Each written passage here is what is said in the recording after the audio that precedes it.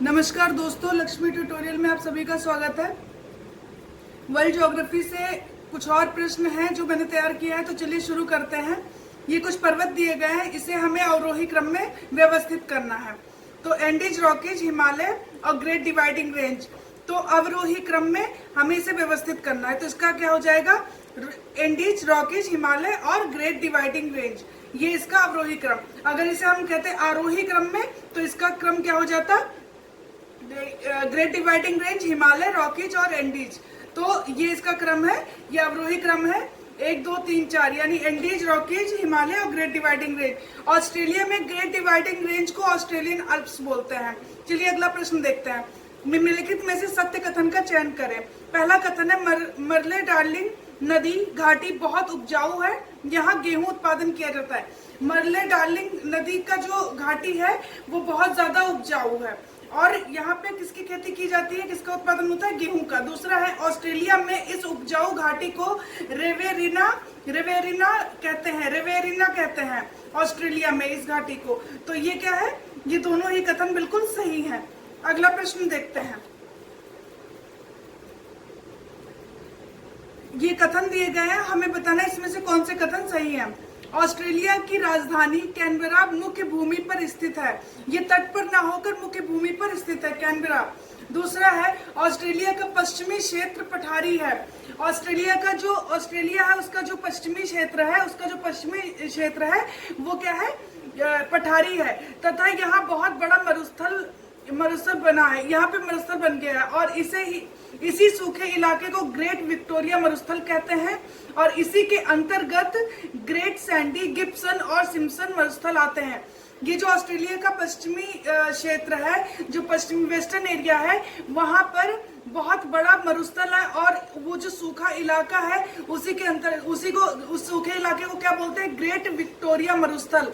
और इसी great Victoria मरुस्थल के अंतर्गत कौन से आते हैं? ग्रेट सैंडी, गिब्सन और सिम्पसन, ये वहां के और मरुस्थल है, ये इसी के अंतर्गत आते हैं। ये दूसरा कथन है। तीसरा है ऑस्ट्रेलिया के समतल सपाट मैदान को मध्यवर्ती या ग्रेट आर्टिजन बेसिन कहते हैं। मध्यवर्ती या ग्रेट आर्टिजन बेसिन क्या है?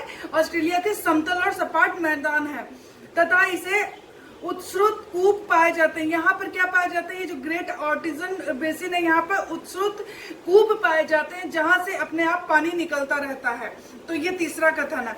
चौथा है ऑस्ट्रेलिया खनिज की दृष्टि से समृद्ध है।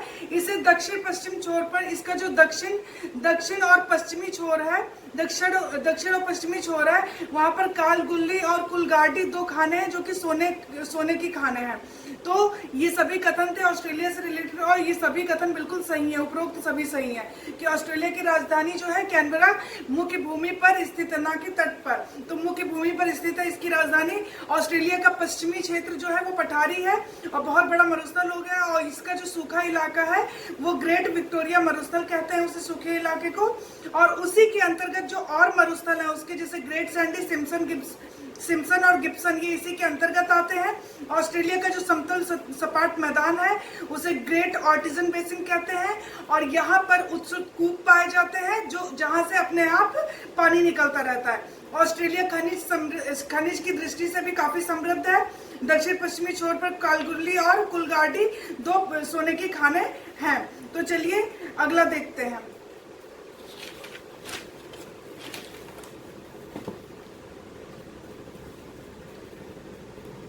ये कुछ कथन है और हमें बताना है इसमें से गलत कौन सा, असत्य कौन सा है। ऑस्ट्रेलिया के उत्तर में गल्फ ऑफ कारपेंट्रिया है। ऑस्ट्रेलिया के नॉर्थ में क्या है? गल्फ ऑफ कारपेंट्रिया है। दूसरा है गल्फ ऑफ कारपेंट्रिया के पूर्व में, गल्फ ऑफ कारपेंट्रिया जो है उसके पूर्व में ऑस्ट्रेलिया का जो हिस्सा है, उसके पूर्व में जो ऑस्ट्रेलिया का हिस्सा है वो केप यार्ड प्रायद्वीप के नाम से जाना जाता है। और ये जो केप यार्ड प्रायद्वीप है यहाँ पर वाइपा की खान पाई जाती है जो कि बॉक्साइट उत्पादन के लिए प्रसिद्ध है। तो यही दूसरा कथन कह रहा है कि गल्फ ऑफ कारपेंट्रिया के पूर्व में ऑस्ट्रेलिया का जो पार्ट है, जो हिस्सा है, उसे केप यार्ड प्रायद्वीप के नाम से जाना जाता है और इसी केप यार्ड प्रायद्वीप पर वाइपा की खान है और वाइपा की खान से उत्पादन किसका होता है? बॉक्साइट का।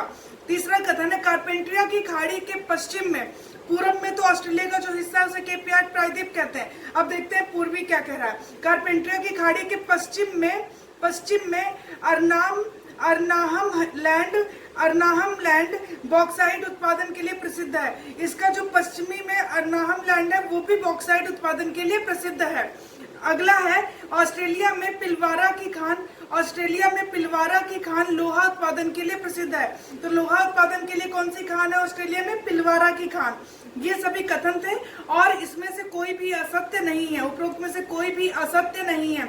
ऑस्ट्रेलिया के उत्तर में गल्फ ऑफ कार्पेंट्रिया के पूर्व में कौन सी है जो ऑस्ट्रेलिया का हिस्सा है उसे केप यार्ड प्रायद्वीप कहते हैं। वहां पे वाइपा की खान है जहां से बॉक्साइट उत्पादन होता है।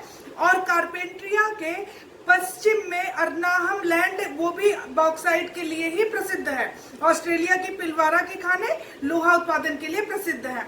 और ये सभी कथन सही है, तो हमें असत्य कथन का चयन करना था, कोई भी असत्य नहीं है।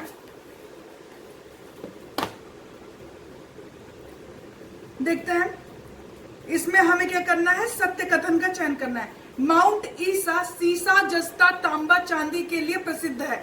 माउंट ईसा ये भी ऑस्ट्रेलिया में ही है और माउंट ब्रोकन हिल सीसा जस्ता के लिए प्रसिद्ध है। तो ये कह रहा है कि माउंट ईसा सीसा जस्ता तांबा चांदी ये सब के लिए प्रसिद्ध है और माउंट ब्रोकन हिल किसके लिए? सीसा और जस्ता के लिए प्रसिद्ध है। दूसरा कथन है ऑस्ट्रेलिया के अधिकांश शहर पूर्वी तट लेकिन एकमात्र पर्थ शहर जो पश्चिमी तट पर है यह महत्वपूर्ण स्टेशन भी है। तो ये जो ऑस्ट्रेलिया का अधिकांश, क्योंकि पश्चिमी जो एरिया वो मरुस्थली है, वहां पे वो एकदम मरुस्थली एरिया, तो मरुस्थल पाया जाता है, इसलिए वहां पे जनसंख्या नहीं पाई जाती है। अधिकांश शहर इसके कहाँ पर है? पूर्वी तट पर ही स्थित है। लेकिन जो ये पर्थ शहर है ये पश्चिमी तट पर है और ये मध्य महत्वपूर्ण जो है स्टेशन भी है। ट्रांस ऑस्ट्रेलियन रेल मार्ग द्वारा पर्थ को सिडनी से जोड़ दिया गया है। ट्रांस ऑस्ट्रेलियन रेल मार्ग के द्वारा किसे? पर्थ को सिडनी से जोड़ा गया है। अगला है ऑस्ट्रेलिया के पूर्वी तट पर क्वींसलैंड, न्यू साउथ वेल्स और विक्टोरिया प्रमुख है। ऑस्ट्रेलिया का जो पूर्वी तट है वहां पर क्वींसलैंड, न्यू साउथ वेल्स और विक्टोरिया प्रमुख है। तो ये सभी कथन बिल्कुल सही हैं।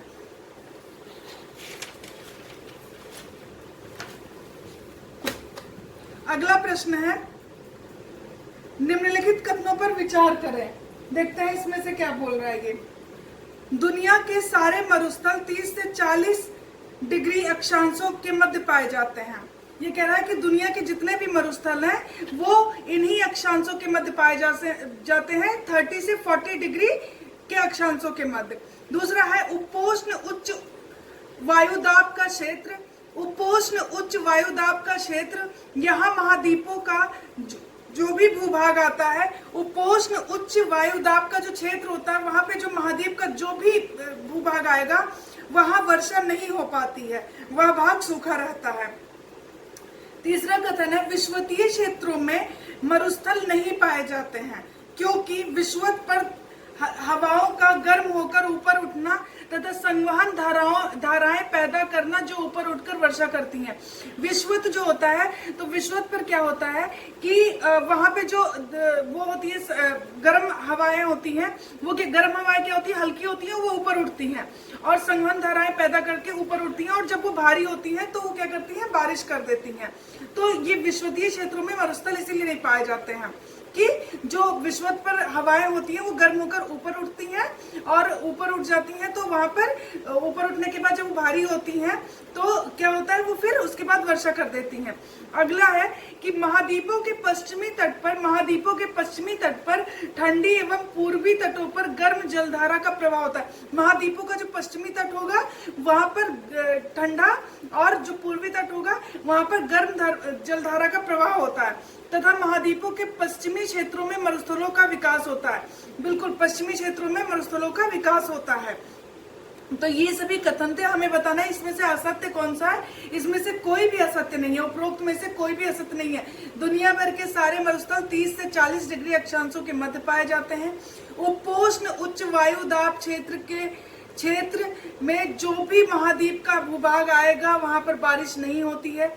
विषुवतीय क्षेत्रों में मरुस्थल इसलिए नहीं पाए जाते क्योंकि वहां पे जो गर्म हवाएं होती है ऊपर उठती हैं और संवहनीय धाराओं को पैदा करती हैं, और वो ऊपर उठने के बाद क्या होता है, जब वो ठंडी भारी हो जाती हैं और जब वो भारी होकर क्या करती हैं कि वो जो है अपने पानी को जो है गिरा देती हैं, तो वर्षा कर देती हैं। और ये जो है चौथा कथन था कि महाद्वीपों के पश्चिमी तट पर ठंडी और पूर्वी तट पर गर्म जलधारा का प्रवाह होता है। महाद्वीपों के पश्चिमी क्षेत्रों में मरुस्थलों का विकास हुआ है और सभी कथन सही हैं, तो उपरोक्त में से कोई भी असत्य नहीं है।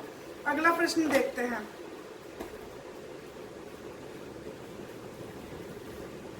ऑस्ट्रेलिया में नहीं पाया जाता है, देखते हैं। बार्बर्टन, स्टुअर्ट, काइजिल कुम और गिब्सन। तो ये जो बार्बर्टन है, स्टुअर्ट है और गिब्सन है, ये यहाँ पाए जाते हैं, और काइजिल कुम यहाँ नहीं पाया जाता है। ये उज्बेकिस्तान का मरुस्थल है। काइजिल कुम उज्बेकिस्तान का मरुस्थल है, बाकी सब यहाँ पाए जाते हैं।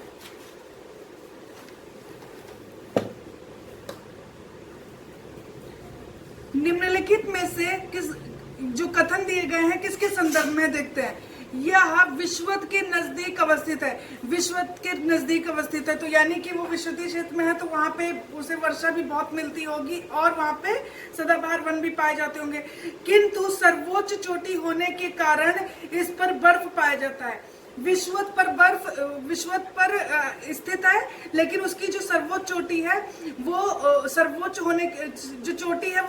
होने के कारण उस पर बर्फ पाया जाता है। तो ऐसा कौन सा क्षेत्र देखते हैं। किलिमंजारो, एल्बर्ट, माउंट मैकिनले और कोएत्सुकू। तो ये तो ऑस्ट्रेलिया में है, और ये जो है एल्बर्ट, ये भी जो है अमेरिका, और ये जो है माउंट मैकिनले, ये भी जो है अमेरिका। तो ये जो किलिमंजारो है इसके बारे में ये बोल रहा है। ये विषुवत के नजदीक होने के बावजूद भी ये सर्वोच्च चोटी होने के कारण इस पर बर्फ पाया जाता है। ये इंपॉर्टेंट ध्यान रखिएगा कि ये विषुवत के नजदीक होने के बावजूद भी इस पर बर्फ पाया जाता है। इसका कारण यही है क्योंकि ये सर्वोच्च चोटी है। अगला है, निम्नलिखित कथनों पर विचार करें और सत्य कथन का चयन करें। यह दुनिया का सबसे विशाल प्रायद्वीप है जो पूरा मरुस्थल है। ये पूरा का पूरा मरुस्थल है और विशाल प्रायद्वीप है दुनिया का। यह 3 मरुस्थल नाकूद, हमद और रब अल खाली है। यहाँ 3 मरुस्थल भी पाए जाते हैं, नाकूद, हमद और रब अल खाली 3 मरुस्थल पाए जाते हैं। किसके बारे में ये बोल रहा है। ईरान, अरब प्रायद्वीप, उज्बेकिस्तान, संयुक्त राष्ट्र अमीरात। तो ये अरब का प्रायद्वीप जो है ये दुनिया का सबसे विशाल प्रायद्वीप है और ये पूरा का पूरा मरुस्थल है। यहाँ 3 मरुस्थल पाए जाते हैं, नाकूद, हमद और रब अल खाली।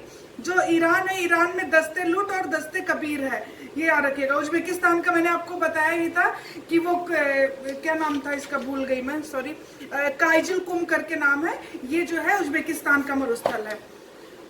अगला है, कथन दिए गए, हमें बताना है सत्य कौन सा है। हॉर्न ऑफ अफ्रीका के पूर्वी तट पर, हॉर्न ऑफ अफ्रीका के पूर्वी तट पर सोमालिया, इसे सोमालिया मरुभूमि कहते हैं। यह विषुवत के नजदीक है किंतु वर्षा नहीं होती है। हॉर्न ऑफ अफ्रीका जो है उसका जो पूर्वी तट पर सोमालिया स्थित है, सोमालिया एक देश है, तो उसे सोमालिया मरुभूमि कहते हैं। क्यों? क्योंकि ये विषुवत के नजदीक होते हुए भी यहाँ पे वर्षा नहीं होती है। इसका कुछ जलवायु कारण होगा, यहाँ पे वर्षा नहीं होती है। दूसरा है, कालाहारी मरुस्थल का विस्तार मुख्य रूप से बोत्सवाना में है। कालाहारी मरुस्थल का विस्तार मुख्य रूप से बोत्सवाना में है, कुछ दक्षिण अफ्रीका और नामीबिया में भी। कालाहारी मरुस्थल जो है उसका तो मुख्य रूप से वो कहाँ पे अवस्थित है, बोत्सवाना में, लेकिन कुछ पार्ट इसका साउथ अफ्रीका और नामीबिया में भी पाया जाता है। तीसरा है, संयुक्त राज्य अमेरिका। संयुक्त राज्य अमेरिका में ग्रेट बेसिन का मरुस्थल स्थित है। यूएसए में कह रहा है ग्रेट बेसिन का मरुस्थल स्थित है। सोनोरन का मरुस्थल संयुक्त राज्य अमेरिका और मेक्सिको में विस्तार है। तो ये सभी कथन थे और ये सभी कथन बिल्कुल सही है। नॉर्थ अफ्रीका का पूरा जो मरुस्थल है उसी को सहारा मरुस्थल कहते हैं। तो नॉर्थ अफ्रीका जो है वो पूरा का पूरा मरुस्थल है और वो सहारा मरुस्थल उसी को बोलते हैं, ये ध्यान रखिएगा। बाकी ये जो हॉर्न ऑफ अफ्रीका है वो पूर्वी तट पर सोमालिया जो है सोमालिया मरुभूमि कहते हैं, वहां पे वर्षा नहीं हो पाती विषुवत के नजदीक होने के बावजूद भी। कालाहारी का विस्तार जो है मुख्य रूप से बोत्सवाना में, लेकिन ये साउथ अफ्रीका और नामीबिया में भी है थोड़ा बहुत।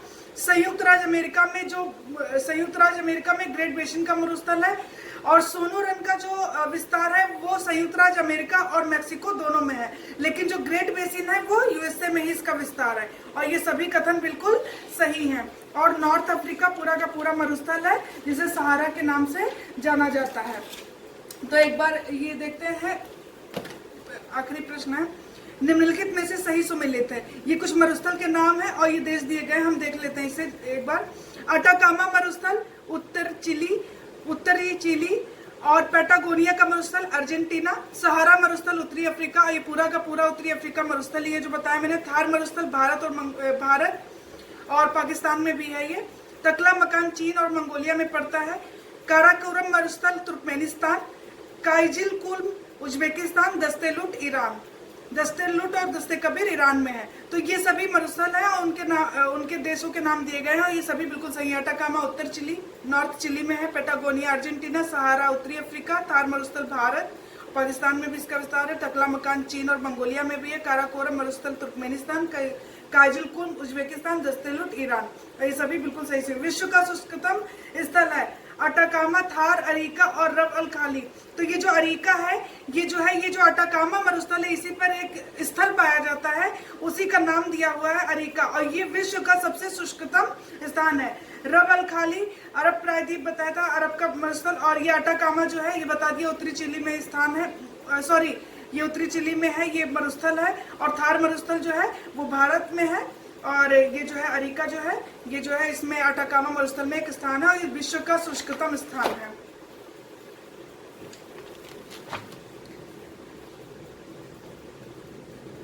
यागाने बंदरगाह स्थित है। कहाँ पर स्थित है? Irrawaddy, होंगहो, Salvin, Mekong. यागाने बंदरगाह स्थित है इरावदी नदी में। ये अराकान योमा से उद्गम होता है। इसका इरावदी नदी का अराकान योमा से उद्गम होता है। पूरे म्यांमार की नदी है, पूरी तरीके से म्यांमार की नदी है ये इरावदी, और मर्तबान की खाड़ी में गिरती है। तो आज के लिए इतना ही। आप